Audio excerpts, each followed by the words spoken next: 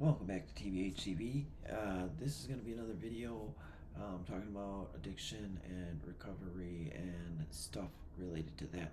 And this specifically, I wanted to bring up everyone's favorite topic and my one of my formerly all-time favorite substances, fentanyl.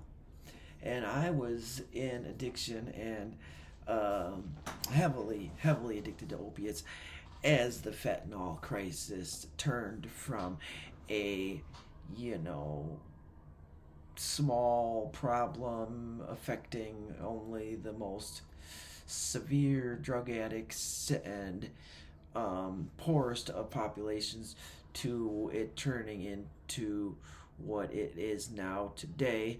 And I'm not going to get into the politics behind why fentanyl is cheaper than bottled water.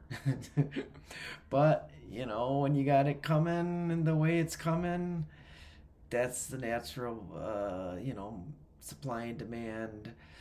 Um, those are the rules. That's the law. When you got a lot of it, it gets really cheap. But when fentanyl first started coming around, it was not. And as a matter of fact, how they're putting fentanyl on everything, it used to be a scare tactic when people would be like, oh, they're going to lace your drugs with something. And we'll be like, no, that's not real.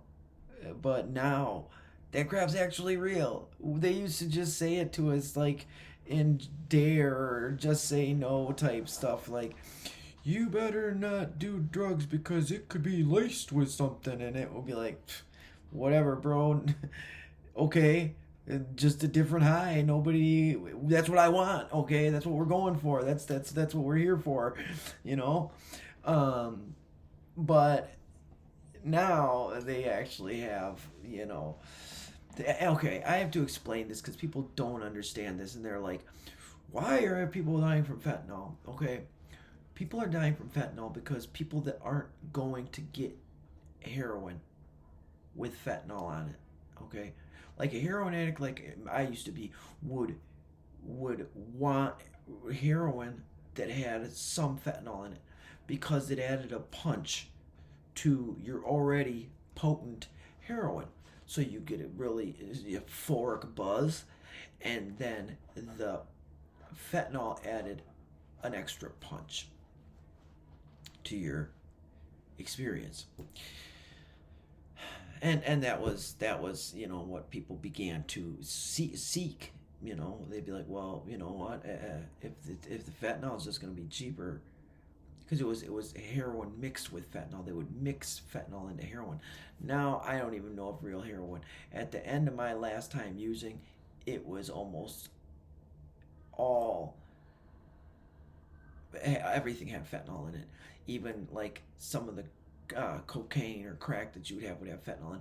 And the reason that is, so people aren't, most of the people who are overdosing from fentanyl are not dying because they're going to get heroin and they're shooting up fentanyl and dying.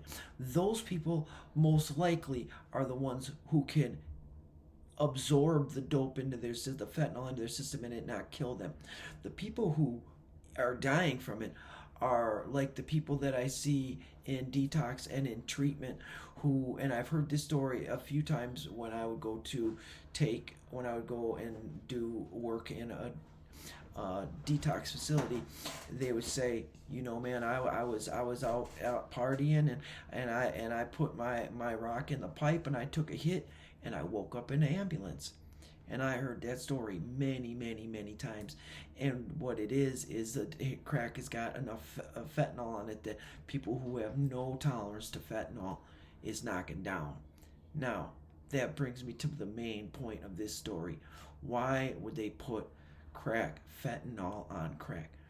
It's very unlikely, in my opinion, that they're doing that intentionally. It's probably the cocaine is already getting to the dope man who's cooking it up and breaking it down or cooking it up into crack, that it's already got fentanyl in it. But if perchance the dope man on the street has a reputable supplier of cocaine and gets good regular cocaine, then what happens is when the dope dealer takes a plate and bags up, they take a plate, regular kitchen plate or a big mirror, and they put all their dope out on it. Then they get whatever they're going to cut it with in their bags, and they sit there and they go through the process and they bag up. Okay? A lot of people don't understand why the people they're talking about, I got the bag, or go get up, man, I'm going to get my bag, or whatever. Whatever. People don't ever understand where terms come from, but that's a whole other topic. When they bag up, they mix their dope up, and it's got, so if they were mixing up heroin, it's going to have fentanyl on it. Because that's what's coming from China, from Mexico, from wherever. It's all the opiates that's got fentanyl. But they also just send straight fentanyl. But, like I said, back to the cocaine.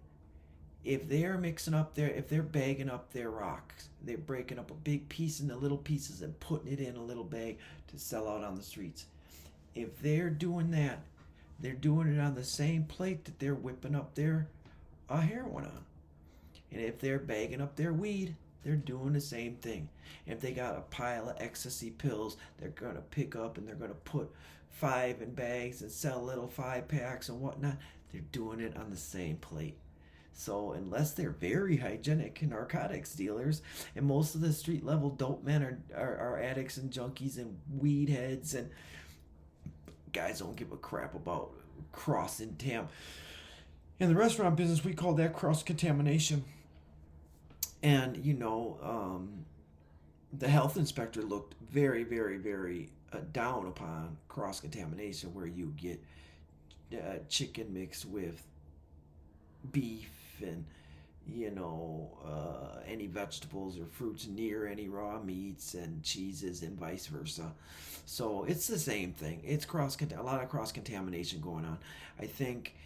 I don't think that at this time, the cartel guys, when they are making their cocaine, they make their cocaine as cocaine base and ship it to America as cocaine base. Then it gets to Americans, and Americans cut it and cut it down and cut it down and cut it down and cut it down and cut it down till by the time it gets to the street, dude, it's had all different types of stuff added to it. But I doubt along that process those guys were putting fentanyl in it.